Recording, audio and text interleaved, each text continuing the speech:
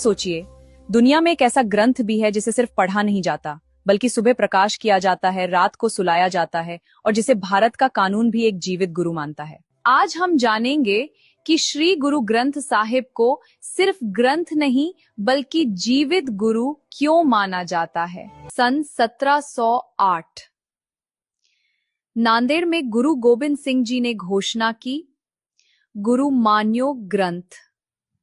इस एक वाक्य ने मानव गुरुओं की परंपरा समाप्त कर दी और दिव्य ज्ञान को हमेशा के लिए गुरु बना दिया। इसीलिए आज भी इनके पन्नों को अंग कहा जाता है और इनके साथ एक जीवित राजा जैसा सम्मान किया जाता है। लेकिन असली क्रांति यहाँ नहीं थी। असली क्रांति थी गुरु को शरीर नहीं बल्कि शब्द मानना। शरीर जन्म लेता है और समाप्त हो जाता है, लेकिन ज्ञान अमर रहता है। फिर आया इतिहास का सबसे अनोखा संकलन, आदि ग्रंथ। आइए देखें इसकी यात्रा। 1604 में गुरु अर्जुन देव जी ने भाई गुरदास जी की सहायता से आदि ग्रंथ का संकलन किया। लेकिन सबसे हैरान करने वाली बात थी, इसमें सिर्फ सिख गुरुओं की वाणी नहीं थी।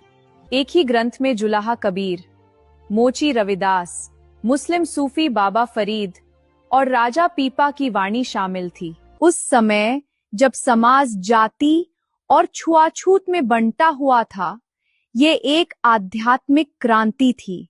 ये संदेश था कि सत्य किसी एक धर्म, जाति या वर्ग की जागीर नहीं है। श्री गुरु ग्रंथ साहिब सिर्फ पढ़ने के लिए नहीं, महसूस करने के लिए भी रचा गया। इसे 31 रागों में व्यवस्थित किया गया, क्योंकि संगीत सीधे मन और आत्मा को छूता है।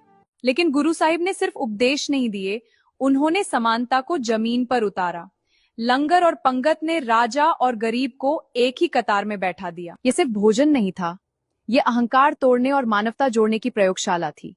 पवन गुरु, पानी पिता, माता धरत महत, प्रकृति को भी गुरु जैसा सम्मान दिया गया। इसीलिए दुनिया के कई विद्वानों ने इसे भविष्य का मार्गदर्शक दर्शन कहा।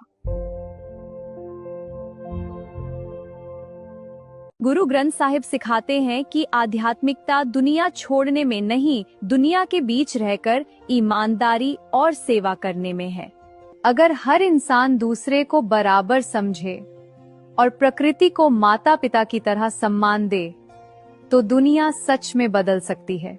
यही कारण है कि श्री गुरु ग्रंथ साहिब एक ग्रंथ नहीं, बल्कि आज भी करोड़ों लोगों के जीवित गुरु हैं। ऐसे ही गहरे विषयों के लिए चैनल को फॉलो जरूर करें।